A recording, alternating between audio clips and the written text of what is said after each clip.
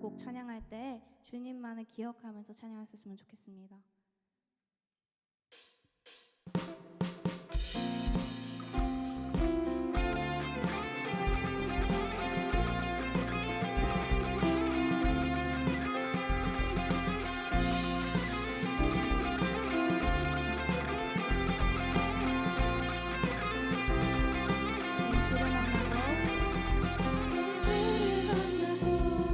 새로운 삶을 시작했네. 모든 것을 할 수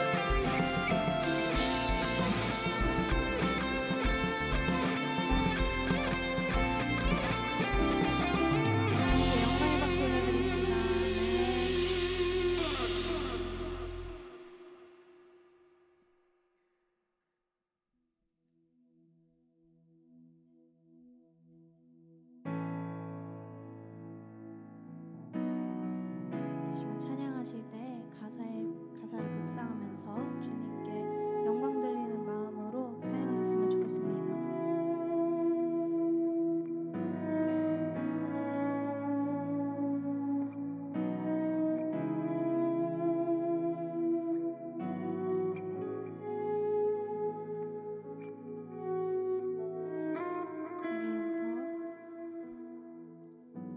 내게로부터 눈을 들어 주를 보기 시작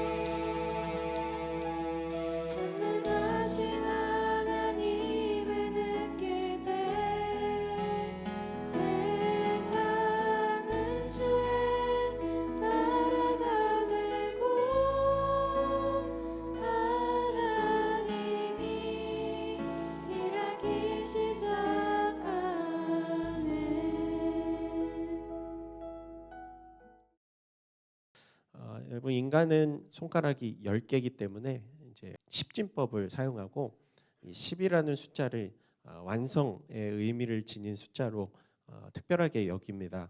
성경에서도 이 10이라는 숫자가 완전함을 의미하는 숫자로 많이 사용되는데요. 창세기 1장에 하나님께서 엿새 동안 세상을 창조하실 때 하나님께서 하나님이 이르시되 빛이 있으라 뭐 이렇게 계속 이어지잖아요. 하나님이 이르시되라는 말이 10번 기록되어 있습니다. 또 출애굽 사건 속에 벌어졌던 10가지 재앙 우리 출애굽기 말씀에서 우리가 함께 나눴었고요.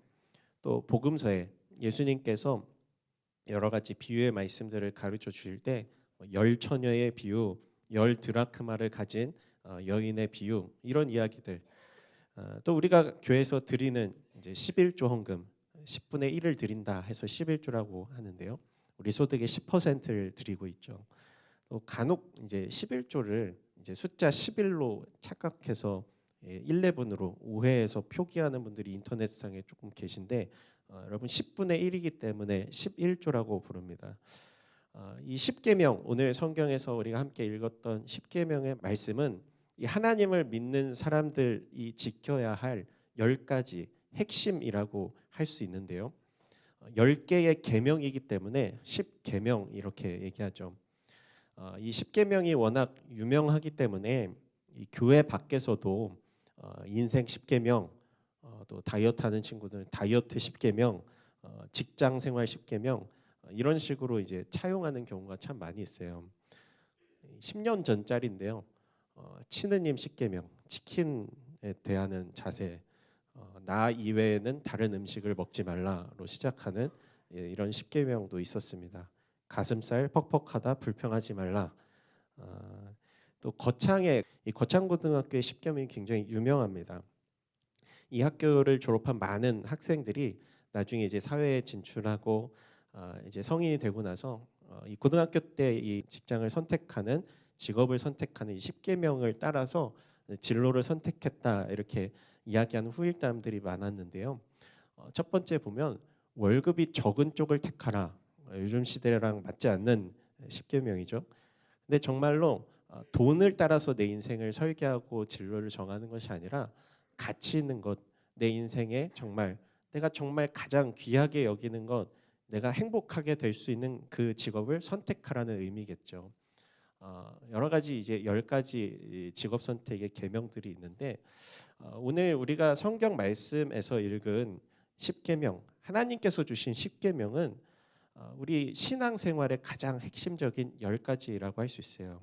물론 이제 이 성경을 보면 10가지 이외에도 수많은 하나님이 주신 말씀들이 있지만 그것을 잘 요약해 놓은 것이 10개라고 할 수 있습니다. 하나님께서 이 시내산에 올라서 이스라엘 백성들에게 주신 이 십계명의 말씀, 시내산에 오른 이 모세와 모세에게 하나님 말씀하셨거든요. 10가지 계명과 더불어 많은 율법의 말씀들을 전해 주셨는데 오늘 우리 신앙생활의 이 핵심이 된다고 하는 십계명의 말씀 그 중에서 이 앞부분 하나님 사랑에 관한 말씀을 통해서 우리에게 주시는 우리 주님의 말씀을 함께 살펴보기를 원합니다. 첫 번째는 우리 하나님만이 우리의 구원이 되신다는 이야기를 십계명의 서두에 말씀하고 계셨어요. 우리 1절과 2절 말씀 같이 한번 읽어볼까요? 그리고 이 모든 말씀을 하셨습니다. 나는 너를 이집트에서 종살이하던 집에서 이끌어낸 네 하나님 여호와다. 우리 2절 말씀에 보면 하나님께서 이스라엘 백성들에게 간략하게 한 줄로 자기소개를 하시는 거예요. 나는 누구냐? 너희를 이집트에서 이끌어낸 신 여호와다. 이것저것 설명하실 필요가 없으셨어요. 왜냐하면 이 광야로 나온 이스라엘 백성들 불과 이제 출애굽한 지 3개월 정도 지난 이 시점에서 내가 너희를 이끌어내기 위해서 뭐 나일강에서 뭘 했고 강이 피로 변하게 했고 뭐 많은 재앙들을 내렸고 또 광야로 나온 너희를 향해서 하늘에서 만나를 내렸고 반석에서 물을 내렸고 이렇게 하나하나 세부적으로 설명하실 필요가 없으셨던 게 이미 그들이 두 눈으로 보고 경험을 했거든요. 그 모든 일을 한마디로 압축해서 요약한 것이 너희를 이끌어낸 신이 나야 이렇게 얘기하시는 거였어요. 여러분 하나님께서 이들에게 왜 구원을 베푸시고 왜 애굽에서 이집트에서 이끌어내셨을까? 그분은 먼 옛날 아브라함과 하셨던 그 약속, 또 그 아들 이삭과 하셨던 약속, 그 아들 야곱과 하셨던 그 약속을 지키시기 위해서 수많은 시간들이 지났지만 430년이라는 그 이집트에서의 시간들이 지났음에도 불구하고 그분은 신실하게 그 약속을 지키시기 위해 이들을 건져 주셨습니다. 그래서 이스라엘 백성들이 이제는 이집트의 노예가 아니라 이제는 하나님 나라의 백성으로, 하나님의 자녀로, 하나님만 섬기는 나라로 만드시기 위해서 이들을 꺼내 주셨다는 것을 오늘 이 한마디 말씀에서 우리가 알 수 있는 거예요. 그리고 이들이 하나님의 백성답게 살 수 있는 핵심 매뉴얼로 주신 것이 바로 오늘 이 십계명의 말씀이라고 할 수 있습니다. 여러분 십계명의 1계명부터 4계명까지는 하나님 사랑에 관한 계명이었어요. 하나님 어떤 마음으로 이 이스라엘 백성들에게 이 계명의 말씀들을 주셨을까?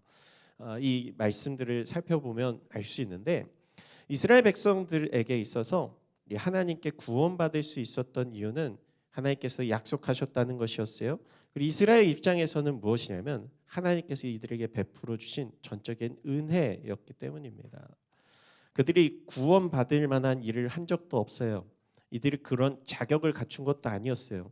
이들이 이집트에서 살면서 하나님을 위해서 뭐 대단한 일을 한 것이 없었어요. 그럼에도 불구하고 하나님이 이들을 건져 주셨기 때문에 이것을 우리는 은혜라고 얘기합니다. 은혜 받은 사람들, 은혜 받은 자들이 마땅히 해야 할 것은 무엇일까? 그것은 대단한 것이 아니었어요.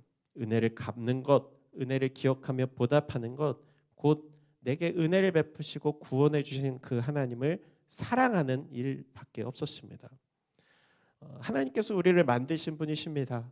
그분이 우리를 구원해 주셨어요. 건져내 주셨어요. 그분이 우리의 삶을 인도해 주시고 돌보시는 분이세요. 우리는 찬양하며 그분을 예배하는 것, 그것이 바로 하나님을 사랑하는 방법으로 이분 성경에서 얘기하고 있어요. 이스라엘을 구원하신 하나님이 지금 이 시대를 살아가는 우리도 또한 구원하셨다는 것을 우리는 예배 시간에 고백하고 있습니다. 에베소서 2장 8절에서 10절에 보면 우리 구원에 대해서 이렇게 얘기합니다. 여러분은 믿음으로 인해 은혜로 구원받았습니다. 이것은 여러분에게서 나온 것이 아니요 하나님의 뭐라고 해요? 선물입니다. 여러분 선물은 어떤 사람이 누군가에게 선물을 줄 때 이 사람이 이걸 받을 만한 자격이 있어서 주는 게 아니잖아요. 사랑하는 마음을 담아서 이 사람이 향한 고마운 마음을 담아서 그저 아무런 대가 없이 내가 생일날 기프티콘을 줄 때 내 생일에는 얘가 뭘 주겠지 기대하고 보내는 사람도 있겠지만 보통은 그렇지 않죠. 이 사람은 정말 축복하는 마음, 사랑하는 마음을 담아서 대가를 바라지 않고 주는 것이 이 선물입니다. 하나님께서 이스라엘 백성들을 구원하신 것, 하나님께서 여러분을 구원하신 것도 마찬가지라는 거예요. 그저 아무런 대가 없이 그분께서 우리에게 먼저 내어주신 은혜. 그리고 우리가 하나님을 사랑해야 하는 이유도 그 은혜 때문이라고 얘기하는 거예요. 하나님께서 나를 거저 사랑해 주셨고 거저 구원해 주셨기 때문에 나도 하나님을 사랑합니다. 그래서 우리는 하나님께서 우리에게 주신 그 은혜를 생각하며 우리는 하나님만을 섬기며 사랑해야 한다는 것을 성경은 이야기해요. 20장 3절에서 5절 말씀 같이 한번 읽어볼까요? 내 앞에서 다른 어떤 신도 없게 하여라. 너는 너 자신을 위해 하늘에 있는 것이나 땅에 있는 것이나 물 속에 있는 것이나 무슨 형태로든 우상을 만들지 마라. 너는 그것들에게 절하거나 예배하지 마라. 어떻게 보면 굉장히 이제 신앙을 강요하는 것처럼 보이잖아요. 그런데 하나님께서 주신 이 명령은 이스라엘 백성들에게 있어서는 마땅히 지켜야 하는 은혜에 대한 보답이었습니다. 이들이 노예로 살아가던 이들을 건져주시고 이들을 살려주시고 이들을 살게 해주시는 그 하나님 은혜에 대해서 보답할 수 있는 것은 그저 하나님만 바라보며 하나님만 사랑하며 하나님만 섬기는 일이라고 얘기하는 거예요. 십계명의 가장 첫 명령 제1계명은 너는 나 외에는 다른 신을 섬기지 말아라 이런 말씀이었습니다. 하나님을 사랑하는 것, 사랑하는 방법은 하나님 한 분만을 인정하고 그분만을 경외하고 섬기는 것이었어요. 이스라엘 백성들에게 있어서 문제점은 뭐였냐면 430년이라는 긴 세월 동안 이 노예 생활을 하면서 이집트의 수많은 신들을 섬기는 그 문화 속에 젖어 있었다는 거였어요. 그래서 하나님은 이 사람들이 만든 가짜 신들, 태양을 숭배하고 뭐 어떤 새를 숭배하고 또 다른 어떤 동물들을 숭배하는 그런 문화 속에서 벗어나서 이제는 사람이 만든 가짜 신이 아니라 아무 능력도 아무 힘도 없는 헛된 신과 그 형상을 숭배하는 그런 문화가 아니라 이제 오직 이스라엘과 실제로 함께 하시며 그들을 구원하신 그 하나님만이 참 신이심을 이들이 깨닫고 고백하기를 원하셨던 것입니다. 그분은 오직 이스라엘과 함께 하시며 그들을 구원하신 하나님만이 참 하나님이시다라는 것을 말씀하고 계신 거예요. 그분은 이스라엘과 함께 하시며 큰 바다를 갈라주셨어요. 홍해를 갈라주셨어요.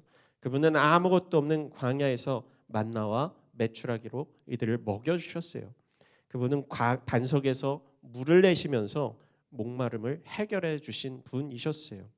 어디로 갈지 모르는 이스라엘 그 광야길에서 낮에는 구름 기둥으로 밤에는 불 기둥으로 그들의 길을 인도해 주신 분이셨습니다. 그리고 그 하나님께서 지금 우리의 삶 가운데도 함께 하고 계십니다. 여러분 만나와 메추라기보다 훨씬 맛있는 음식을 매일 먹고 있잖아요. 또 우리가 굳이 바위에서 물을 내지 않아도 저 옆에 정수기에서 버튼만 누르면 먹을 수 있는 물이 콸콸 나오는 시대를 살고 있습니다. 버카라고 하나요? 버스 카드만 충전내면 어디든 가고 싶은데 갈 수 있잖아요. 우리는 너무나도 많은 것들을 누리고 있기 때문에 이것이 하나님이 주신 은혜라는 것을 잊어버리는 경우가 참 많이 있는 것 같아요. 그분은 이스라엘을 불기둥과 구름기둥으로 인도하셨는데 지금 우리의 삶 가운데는 어떻게 인도하고 계십니까? 그분이 우리 안에 성령으로 오셔서 우리의 삶 가운데 지금 함께하고 여러분의 삶을 인도하고 계시는 분이시다. 오늘 우리는 너무나도 큰 은혜를 매일매일 매순간 이미 받고 있는 존재들이라는 거예요. 우리는 때로 주님이 보이지 않기 때문에 내 눈에 하나님의 역사가 잘 보이지 않는 것 같아요. 기적이 보이지 않는 것 같아요. 생각하며 하나님께서 이미 내게 베풀어 주시고 계신 그 은혜를 잊어버릴 때가 의심할 때가 참 많습니다. 그러나 우리가 하나님께 받은 그 은혜와 사랑을 다시 한번 생각해보고 기억하며 이미 우리의 삶 가운데 주어진 한 가지 한 가지 내가 숨 쉬는 것도 은혜입니다. 내가 밥을 먹고 있는 것도 은혜입니다. 내가 이렇게 손을 움직이고 걷는 것도 은혜입니다. 내가 건강하게 공부하며 젊음의 때를 살아가고 있는 이 순간도 하나님께서 나에게 주신 소중한 선물입니다. 라는 것을 고백하며 살아갈 때 내 삶에 주어진 모든 것들 단 하나도 빼놓지 않고 다 하나님의 은혜입니다. 우리가 찬양하며 나아갈 때 우리는 그 모든 것들을 깨닫게 되는 거예요. 하나님이 나를 사랑하시는구나. 그리고 그것이 우리가 하나님을 예배하는 방식이 되는 것이고 하나님을 찬양하는 근간이 되는 것이고 하나님께서 우리에게 값없이 사랑을 베푸셨기 때문에 우리도 하나님을 사랑할 수 있는 그 이유가 되는 거예요. 그리고 우리가 그렇게 하나님을 사랑할 때 하나님은 먼저 우리에게 이미 사랑을 베푸셨지만 더 큰 사랑으로 우리에게 갚아주시는 분이심을 또한 말씀하고 계십니다. 우리 5절과 6절 말씀 같이 한번 읽어볼까요? 네, 하나님, 나 여호와는 질투하는 하나님이니 나를 미워하는 자들에 대해서는 아버지의 죄를 그 자식에게 갚되 3, 4대까지 갚고 나를 사랑하고 내 계명을 지키는 자들에게는 1000대까지 사랑을 베푼다. 하나님을 사랑하는 자들에게는 1000대까지 사랑을 베푸신다 말씀하셨습니다. 열왕기상 18장 말씀에 엘리야 선지자의 이야기가 기록되어 있어요. 이스라엘 역사에서 어쩌면 가장 타락했던 시기, 우상 숭배가 만연했던 시기였는데요. 10계명의 1, 2계명을 가장 많이 어겼던 때였죠. 엘리야 선지자가 활동하던 때에 북이스라엘에 이제 아합이라는 왕이 통치하고 있었습니다. 근데 아합 왕도 악한 왕이었지만 그 아내가 굉장히 무시무시했어요. 이스라엘 온 땅에 우상이 이제 만연하게 만든 그런 일을 벌이게 됩니다. 심지어 하나님의 말씀을 선언하고 선포했던 이 선지자들을 잡아서 막 처형하고 죽이는 일도 서슴지 않았어요. 그러니까 하나님께서 만드신 이스라엘 나라에 이제는 하나님을 지워버리고 다른 우상들을 갖다 놓는 일들, 하나님이 만든 이스라엘 왕국에 이제는 하나님이 비주류가 되는, 하나님을 섬기는 일이 주가 되지 않는 그런 모습들. 그래서 하나님이 이들을 심판하십니다. 하늘에 비가 내리지 않아요. 3년 6개월이라는 그 시간 동안 비가 한 방울도 내리지 않아요. 큰 가뭄이 생기게 됩니다. 온 백성들이 이제 부르짖어요. 엘리야 선지자가 그때 하나님 말씀을 선포합니다. 이 일은 하나님께서 하신 것이다. 하나님의 진노, 하나님의 심판이다. 하나님께서 우상을 숭배하는 너희를 심판하고 계신 것이다. 아합 왕에게 선포합니다. 그래서 당시에 이 우상을 숭배하던 바알과 아세라 선지자들 850명을 갈멜산에 부르잖아요. 그곳에서 850명을 앞에 두고 대결하는 거예요. 네가 섬기는 신들, 너희가 섬기는 신이 참인지 내가 섬기는 하나님이 진짜 신인지 한번 겨뤄보자. 그래서 결국 이 하나님 앞에 기도했던 엘리야 선지자의 기도에 응답하시고 하늘에서 불이 떨어지고 하나님만이 참 신이시다, 진짜이시다라는 것을 증명해내게 되었고, 그리고 그 이후에 이 3년 6개월의 가뭄이 그치고 이스라엘 백성들이 이제 깨닫게 된 거예요. 하나님이 진짜구나, 하나님이 참 신이시구나. 근데 여러분, 놀라운 사실은요, 이런 사태 속에서, 이런 기적 앞에서 여전히 아합 왕과 이세벨은 하나님을 숭배하지 않았다는 것, 사랑하지 않았다는 거예요. 이런 놀라운 사건 앞에서도 그저 하나님을 무시하고 하나님을 향한 사랑을 저버리는 그 모습. 여러분, 하나님을 사랑하는 사람들에게 있어서 여전히 하나님을 믿지 않다가, 하나님을 알지 못하다가 하나님은 살아계시는 거나 깨닫고 다시 하나님을 사랑하는 사람들에게 하나님은 그들의 사랑을 받으시고 더 큰 사랑을 베푸시는 분이세요. 그러나 하나님을 사랑할 수 있는 기회를 주셨음에도 불구하고 그들의 마음을 돌이키지 않는다면 큰 심판이 임합니다. 나중에 아합과 이세벨은 처참하게 죽게 되어요. 어떤 사람들은 이렇게 얘기해요. 아니, 하나님은 사랑이시라면서요. 그러면 하나님 안 믿는 사람들도 다 천국에 가야 되는 거 아닌가요? 이 말이 반은 맞고 반은 틀려요. 왜냐하면 하나님을 안 믿는 사람들에게도, 하나님 모르던 사람들에게도 하나님을 믿으면 천국에 갈 수 있는 권리를 다 주셨습니다. 기회를 주셨습니다. 그러나 영원히 하나님을 배척하고 미워하고 섬기지 않는 사람, 하나님을 사랑하지 않는 자들에게 하나님은 천국의 문을 열어주지 않으십니다. 기회를 충분히 주셨어요. 여러분, 누군가 이 사람을 폭행하고 타인을 미워서 살인을 한 사람이 감옥에 가고 죄에 맞는 이 벌을 받는 것은 당연한 이치잖아요. 그런데 그런 죄인들에게도 죄를 뉘우치고 때로는 감형을 받고 또 때로는 사면을 받고 용서받을 수 있는 권리가 주어지지만 영원히 그 마음을 돌이키지 않는 사람들에게는 그 기회가 없는 것입니다. 그 조건이 죄에 대한 회개라는 거예요. 우리의 영혼의 구원도 마찬가지예요. 우리가 죄를 깨닫고 뉘우치며 지난날 하나님을 사랑하지 않았던 나를 이제 청산하고 다 버리고 이제 내가 하나님을 사랑하기로, 하나님을 섬기기로 작정했다면 하나님께서는 더 이상 그 지난날을 보지 않으시고 그 원수를 갚지 않으시고 이제는 그에게 천대까지 사랑을 베푸시는 그 은혜를 그들에게 주실 것이다, 오늘 약속하고 계신 것입니다. 여러분, 천대면 몇 년 정도 될까요? 한 세대가 자녀 낳을 때 한 30년 정도 계산하면 3만 년이잖아요. 그냥 영원히 사랑을 베푸신다 생각하시면 됩니다. 그러면 어떤 사람이 하나님을 사랑하는 사람일까? 요한복음 14장 말씀 우리 함께 읽어보겠습니다. 누구든지 내 계명을 가지고 지키는 사람은 나를 사랑하는 사람이다. 나를 사랑하는 사람은 내 아버지의 사랑을 받을 것이고 나 또한 그 사람을 사랑하고 그 사람에게 나를 나타낼 것이다. 예수님 말씀하셨어요. 하나님을 사랑하는 방법은 곧 그분의 계명을 지키는 것이다.